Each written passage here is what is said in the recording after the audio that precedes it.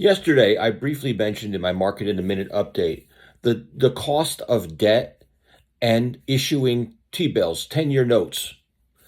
I thought I'd take a little time on that today.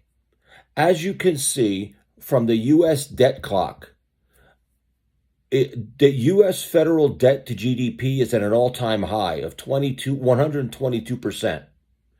This and the spiraling cost of money is a real concern, not just for mortgage rates, but the economy in general.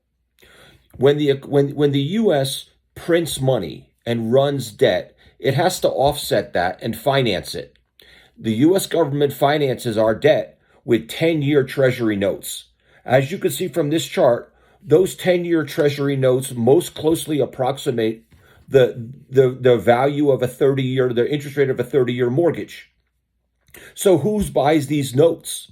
Well, the first buyer is U.S. companies that are basically putting their profits to work while they figure out their investments or if they're going to give it back to shareholders. As you can see from this chart, billions, tens of billions have been erased during this past downturn, this past week, from the profits of U.S. companies. Furthermore, foreign countries use their money, foreign reserves, to buy our debt. The two biggest, China and Japan, we are now in an active trade war with. So the question becomes, who is going to finance our debt at the current levels? U.S. companies are losing the ability to do so, and our foreign trading partners may lose the desire to do so.